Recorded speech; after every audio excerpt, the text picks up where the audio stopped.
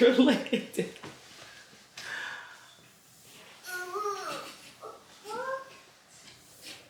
Open up your blinds. Where are you going? The girl done already escaped.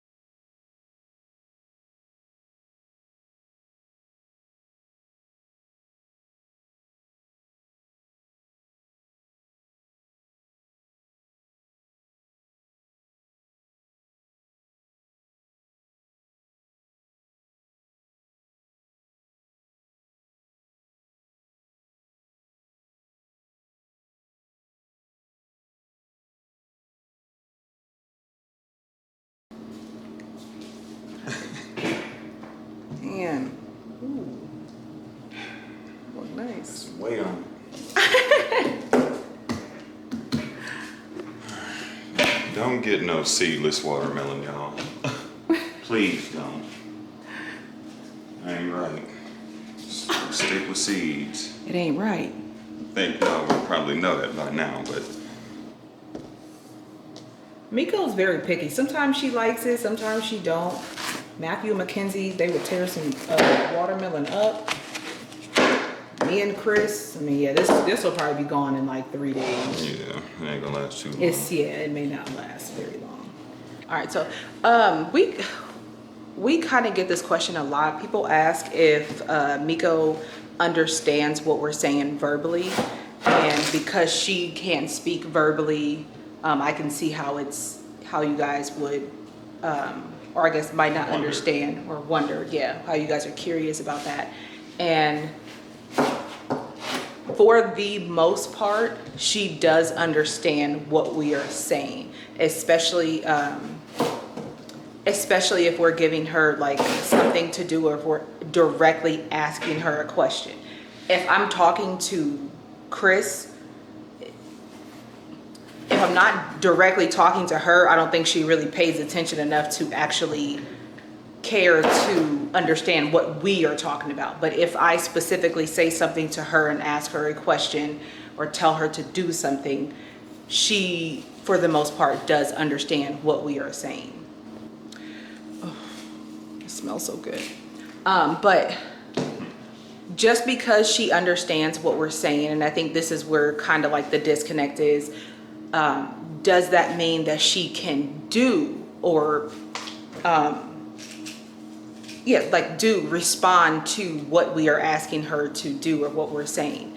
For the most part, most tasks, like, okay, she will now throw her own diaper away.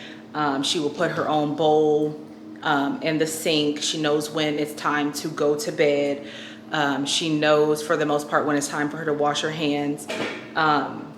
I'm trying to think of like maybe a task that she doesn't understand, that, you know, even though she's hearing what we're saying, she may not know how to do that task.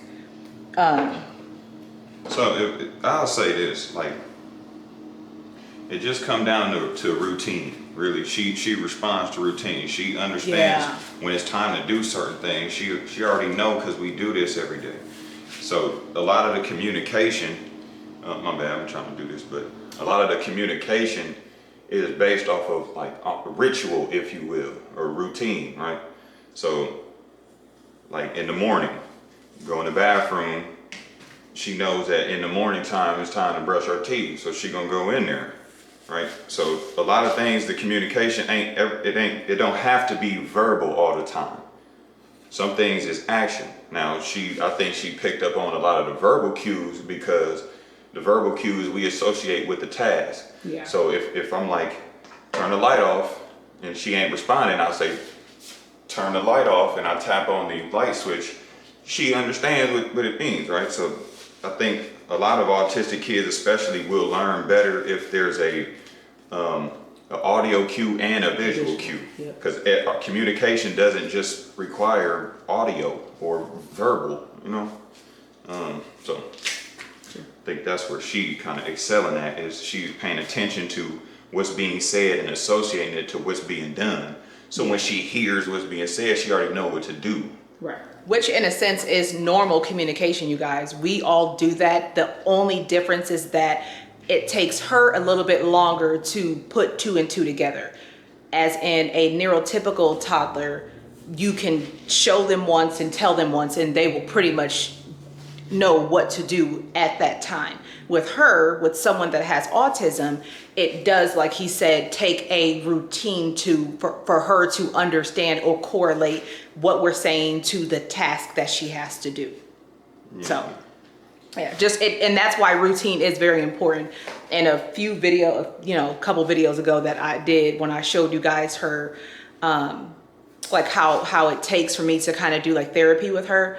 And, you know, I kind of explained that it's very hard to kind of come up with a schedule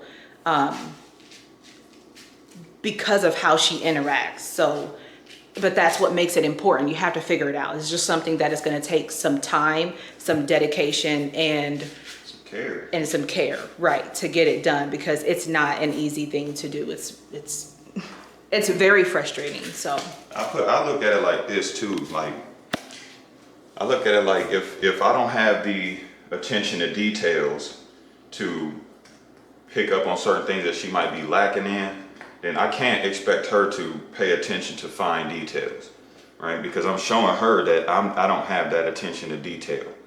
So as long as you have that attention to detail, that care, or that will, you know, then they'll figure it out, because they learn it from you in more ways than how you really trying to teach them. They seeing one thing, but you're trying to tell them another thing. So, you know, it's having that, you have to have that attention to detail, because then they gonna pick up on that attention, and then they gonna start mimicking. At least Miko, she's a big mimicker. So a lot of things, like from my perspective, a lot of things that I've shown her how to do is just by doing it. And then she mimics, and as you mimic, you'll learn the benefits of why or what you're mimicking, right? Yeah. So.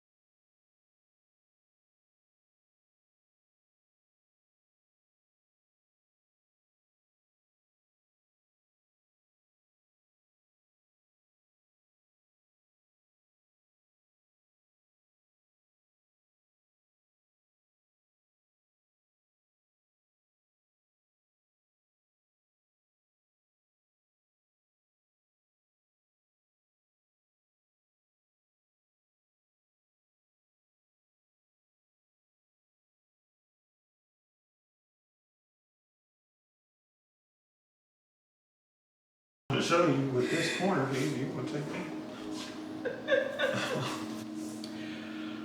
all right, you guys, well, I hope that kind of answers your question, and gave you guys a little bit of insight on, you know, how her brain works a little bit, you know. And for us, it just took us a little bit of time, and same for us, routine, to understand that that's what was happening. And so then the more we did that, the better we got at making it easier for her to communicate with us. So great question. Keep them coming, you guys. Don't forget to like, subscribe, hit the bell notification so you guys don't miss another video. And other than that, you guys, we are going to finish cutting this watermelon, eating this watermelon, while Miko takes her nap, and just kind of just have us time. So until next time, you guys.